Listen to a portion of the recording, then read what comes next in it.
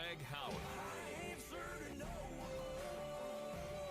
All right, welcome back, everyone. It's 6 minutes after the hour, 7 o'clock. Now, contrary to what a lot of people believe, maybe you think that me and Greg are on the phone late at night. You know, wives are asleep. What's that? I'm laughing at I was going to say flashlights and under the covers, thinking about what we're going to talk about the following day. But that's not the case. So he came in here and Greg had mentioned something, and something that I've been just pounding the table on and yelling and screaming for the better part of 2 and 3 years, which is the over-sexualization of kids, and it just continues constantly.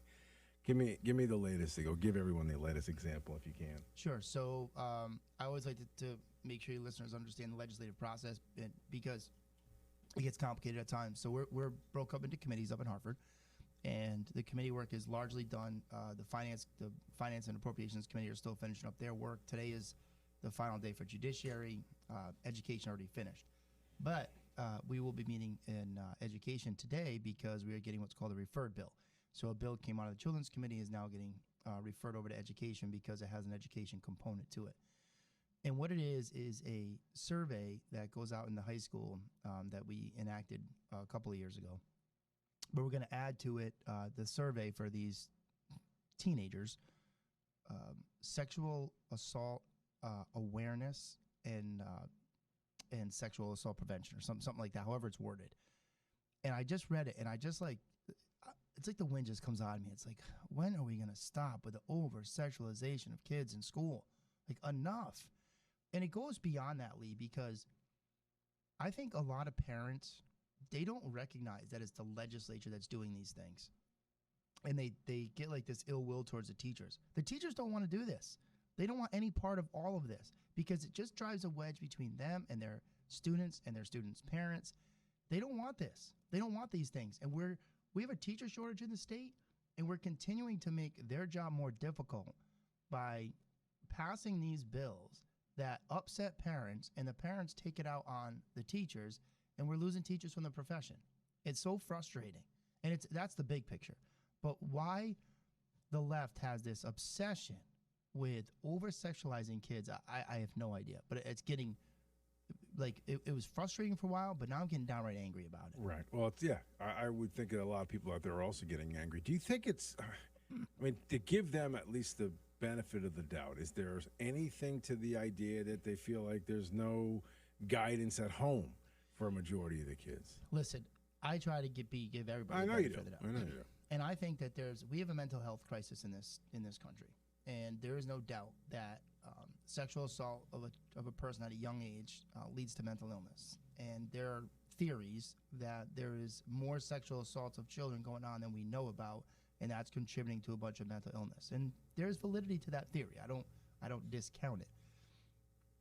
But I think the way in which that we're trying to go about making kids comfortable to come to adults and say something happened to them is backwards, because we're almost normalizing sexual activity at a younger age by what we're doing, as opposed to educating them that it's not appropriate, and how to find adults that are comfortable for you to talk to and whatnot. I think that's really the issue, and I think the efforts that we're undertaking really does the opposite, because it I think it makes kids almost feel like, boy, everybody else thinks this is normal. Right. You know what I mean? And it's bad. And it's really got to stop somewhere. I mean, is there anything to the idea? I'm always, first thing I look at is the punitive side to it. Is there enough weight to the criminal convictions of people who do these There's kind not of enough things? weight to criminal convictions of anything in this state. Well, there you go. We could go on and on about that if you want. So why don't we You want start there? You want me to bang the table on that? No, I again? mean, it's like ridiculous to me. Like, we allow course it's folks to get ridiculous. away with this in particular.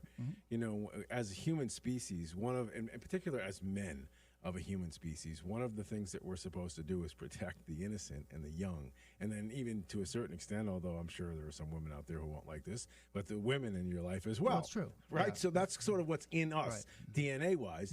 Yet it doesn't seem like anybody wants to step forward. You step forward. I feel like I step forward. But where are the rest of the folks stepping forward saying, no, you know, you do something like this, you go to jail for good. Lock you up and throw the key away. You're done. Well, they're not in Hartford, I'll tell you that. No. Well, I mean, there's a few, but generally speaking, I mean, we romanticize criminals up there. Yeah, it's frustrating. You know, and that brings in the other thing. You know, that I'm always talking about secondary stops, and I was just telling you off the air. Yeah. You know, last week the city of Norwich made a pretty good sized drug arrest based on a stop for an unregistered vehicle. Mm-hmm. The Vernon police made a very good drug arrest based on a stop for what appears it was for tinted windows. The Democrats have the bill to eliminate both of those stops. So you start to wonder, these people actually want drugs on our streets? Because these stops are getting drugs off our streets. Right. This is the same group of people who legalized marijuana. In judiciary last week, they voted out decriminalizing psilocybin, which is psychedelic mushrooms, right. which decriminalizing is not legalizing, but we decriminalized marijuana in like 2014 or something like that. Right. And then we, of course, legalized it in 2021. So, you know, the path that we're on here to get more drugs on the street. And you start to wonder, you know, what is the sense? Nashville, remember the Tyree Nichols incident? Yeah, okay. Tyree Nichols. Nashville, they did away with those sort of stops, right. and they just reversed it because it was having a catastrophic effect in their city. Right. You know, and we could go on. And it's a big picture, Lee. And I have a quote here. You know, Jonathan Diller was a New York police officer that got killed last week. Mm-hmm. The mayor of the city of New York said this the next morning. A person, meaning the assailant there, a person had a total disregard for the safety of the city. I cannot say it any clearer. It is the good guys against the bad guys. And these bad guys are violent, they carry guns, and the symbol of our public safety, which is that police uniform, they have a total disregard for. And he went on to say, same bad people doing bad things to good people, less than a year, he's back on the streets with another gun. That's the mayor of the city of New York. Who's a Democrat, by the way. But what we've done, specifically in Connecticut, and I've said this before, in the wake of the George Floyd incident, if the state of Connecticut passed a police accountability bill and stopped, all right, bad bill, still a bad bill, right? A lot of bad things in it. Some good things, but a lot of bad things. Police officers don't like change. What they're really good at is improvising, adapting, and overcoming. But they've been unable to do that because it hasn't stopped there. It's day after day, session after session after session after session. You had Democrats in the Judiciary Committee last week who we voted this bill out, which of course I voted against, shockingly enough, saying things like, well, police officers would have their time better spent stopping speeders and people, you know, texting and driving and drunk driving, which I agree. If we're talking about traffic safety, that's accurate. But what the police officers in this state don't need is some legislator from Bridgeport telling them how they need to do their job. They know their communities, and they know when to use certain tools. Proponents of this bill have argued that police officers would be better served spending their time that way. And I've been saying this now for 3 years. They keep bringing this bill forward, and I've been able to stop it. And I got one of my attorneys putting 30 amendments on it, so we're going to stop it again. Or it's going to cost an entire 24 hours of session time because I can talk for 24 hours on this, believe it or not. So they say, well, they'd be better off you know, doing their time that way. But nobody, I keep asking, find me a police officer to stand in front of me and say, geez, Greg, I'd really like to get to the speeders and the drunk drivers, but I'm so darn busy with the out tail lights, I haven't got the time. And they've yet to find somebody, and they won't. Because police officers use those violations as tools when they're working on other things, okay? That's what they use them for. Right. But the fact of the matter is those are violations of law, and if we're going to tell our police officers when they observe violations of law, they cannot stop the person from doing it, no differently than we did with marijuana. We told our police officers, and we continue to tell them today, April 1st, this is not an April Fool's joke, by the way. You would think it was. It's that ridiculous. We tell our police officers, if you're next to a guy at a traffic light and he's smoking a joint and driving down the road and got the window down, you can smell it and see it, and he says, hey, I got a joint here, you can't stop him. He gets to drive down the road, impairing his ability to drive. That's the Connecticut legislature and the Democrats that passed that bill, and they refused to change it. It wasn't like it was an oversight. What was the reason behind it? They don't have a reason. Well, that's unacceptable. Well, their reason is that that police officers would use that to stop black people. That's what, but of course that's their go-to for a lot of things. And I asked them, I said, well, you know, Gary and I were debating this in real time in a back room. And I said, Gary, is that happening now? because now we're sitting, it's June of 2021 now. We have not legalized marijuana at this point. We're talking about the bill. Right. I said, Gary, has that happened? I said, the marijuana right now is illegal, albeit an infraction. It's illegal. Are police officers stopping people of color because they think they're smoking weed and it's a cigarette? Is that happening now? Like, do you have any data on that? Do you have a single person that can tell me that happened to them? Because it's not. I said, and furthermore, it's illegal to drink while you're driving in this state. And do we have people coming forward saying, geez, I was drinking Arnold Palmer and the cop thought it was a Coors Light? No. They make stops based on reasonable suspicion. When they look and they see what they believe to be true, they pull it over. Cops don't want to go out and stop you when you're doing nothing wrong. Right. They don't want to do that. It's a waste of their time. It opens them up to problems they don't want. You know, but I mean, does it happen? Sure, accidents happen. I mean, police officers pull people over all the time when, you know, they put the seatbelt under their arm and they're doing seatbelt enforcement. And it looks like they're not wearing the seatbelt. Oh, you were, no big deal. Of course, that's not how to wear it, by the way. It's not safe to wear your seatbelt that way. It's not because, well, when you do it, this is important. But I hope people listen to this. If you have your seatbelt under your arm, right, and you crash, the pressure goes on your ribs. Your ribs, A, aren't really designed to take that sort of impact. Right. And B, if they do, they're going to puncture some significant, organs in there. Your clavicle, which is where it's supposed to go, can take that impact a little bit more. And if it does break, it's not going to puncture anything fatal. So just a little. State Rep Greg Howard is PSA with us there in the studio. If you want to call in 860-464-9490, I'm sort of turning into the idea of subscribing to the Chicago way. Do you know what the Chicago way is? What is it? Martial law? You said you wanted to know how to get Capone. Do you really want to get him? You see what I'm saying? What are you prepared to do? Everything within the law. And then what are you prepared to do? If you open the ball on these people, Mr. Nash, you must be prepared to go all the way. Because they won't give up the fight until one of you is dead. I want to get Capone. I don't know how to get him. Want to get Capone? Here's how you get him. He pulls a knife, you pull a gun. He sends one of yours to the hospital, you send one of his to the morgue.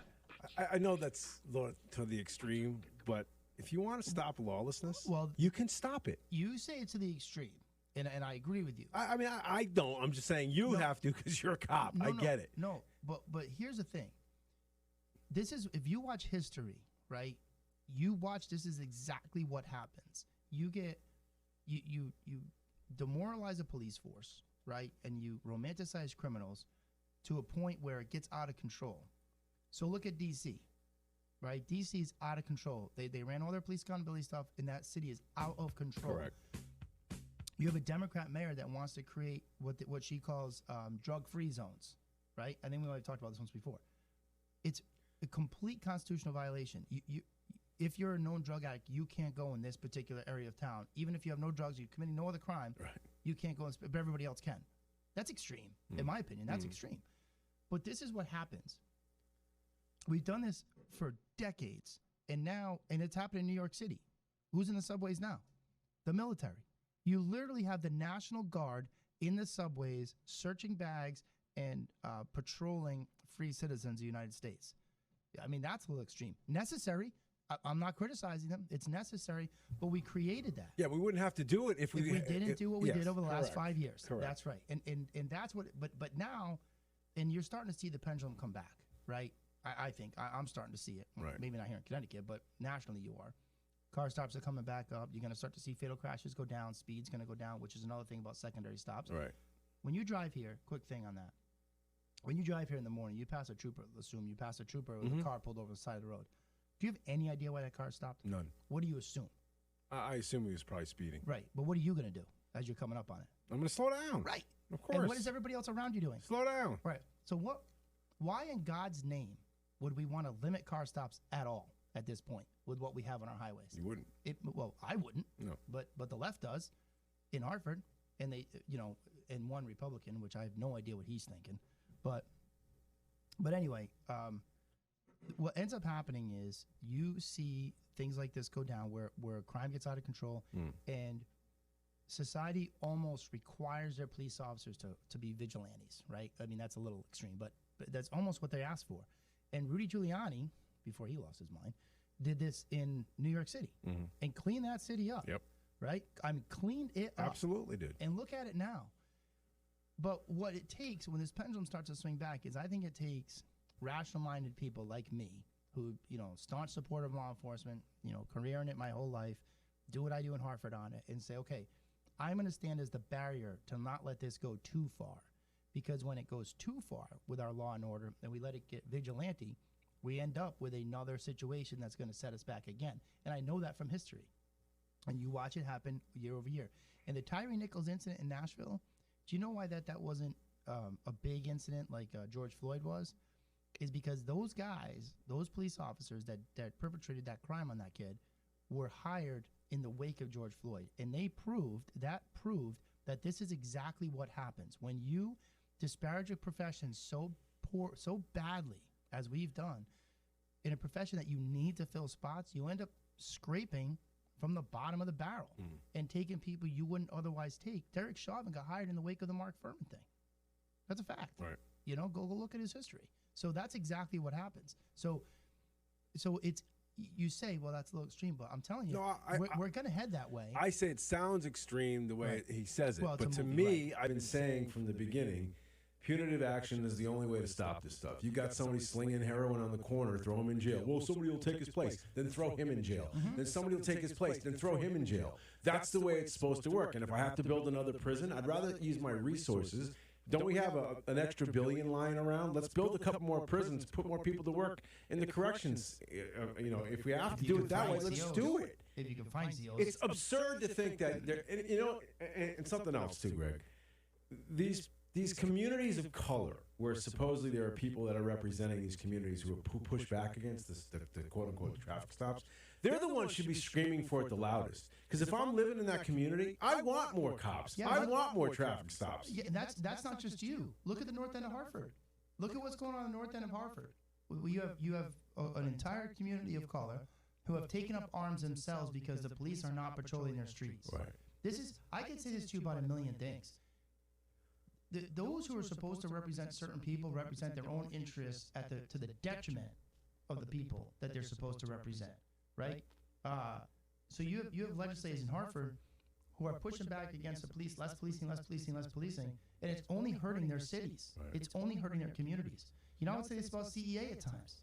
CEA, the teachers union, they push this legislation in Hartford that's making their members' jobs significantly more difficult. And I'm not speaking on a school. I tell them this. Like, why are you guys not pushing against this? This is just going to make your teachers' jobs, like I talked about it last week or the week before. We're going to leave a kid who's assaulting other kids in the classroom. You're not allowed to suspend him, and the teacher's got to control him. That's terrible for your members. Why are you guys not screaming about that? It's so frustrating. I just, when you're up there to represent a certain group of people, I'm up there to represent 3 communities, 3 towns, right? 25,000 people. Every decision I make is in their best interest, not mine. Period. Their best interest, and that's how it should be. It should be that way, of course. All right, let me grab a call before we run out of time. Coach Leo wants to weigh in. Coach, good morning.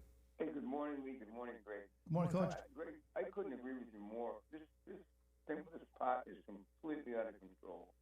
You can't drive on the highway. People, smoking when they're driving. We've even got it at the gym. People come into Planet Fitness reeking of marijuana.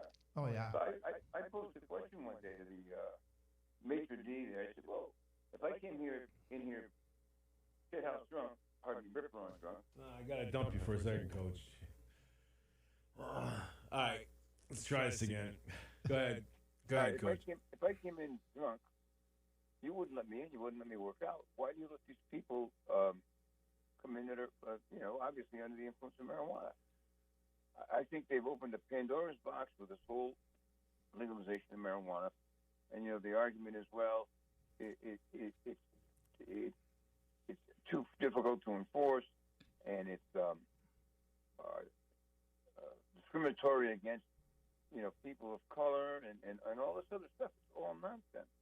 Well, of course it's nonsense, and they say all the time, well, they just did it with the mushrooms. Well, people are doing it anyway, so let's just decriminalize it. Or let's just legalize it. Well, where do you want to stop there? I mean, people commit murder every day. So people commit drunk driving every day. We're going to legalize that because they're doing it? It doesn't make any sense. The entire purpose of our government is to keep our people safe from the bad actions of others. That's the entire that's what our government should do. It's a one of the fundamental functions. Whether you talk about national security and the federal government is there to keep us safe from other countries harming us, and domestically our government is there and we put laws in place to keep us safe from each other so that I can live in my house and you can't come in and steal my stuff or hurt my kids or hurt my wife. That's what we're there for. That's the whole point of government. Yeah, and State Rep Doug Dubitsky makes another great point, which we've talked about too in the past. When they closed the on the mental health centers, the Norwich Hospital, whatever, the homeless folks, that skyrocketed, that spiked. The crime they committed spiked. We just got how much did we get from the COVID relief, Greg? Oh, I have no billions. Yeah, I had said this a number of times. We could have taken. I don't know. I can't imagine what it costs to build 10 satellite facilities around the state. But why didn't we should have taken that money and we should have plopped 10 different $20 million facilities in different parts of the state and then house, however many we can house in those facilities for the next decade. Why didn't we do that? Because it makes too much sense. So the Department of Mental Health and Addiction Services, DEMAS, they do not want anybody with any mental health or addiction anywhere but out on the streets doing their thing. I'll give you a great example. Here's a great example. We've run this bill every year since I've been there. Carol Hall, she's from Enfield. She runs this bill every year, and we can't get it through, and I've been working hard to get it through for her.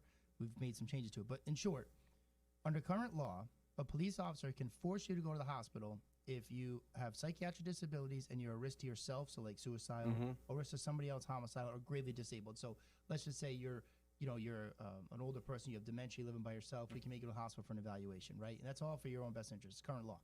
There's another law that says if a police officer finds somebody incapacitated by alcohol, they can force that person to a hospital.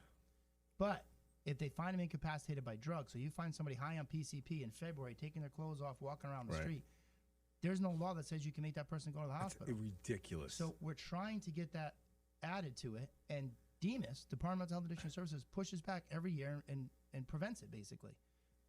So this is the whole problem. This is what I tell you all the time. How many times have I said, well, the Democrats, they want to help people in poverty. That's a half a sentence. The rest of it is stay in poverty because that's what keeps them there.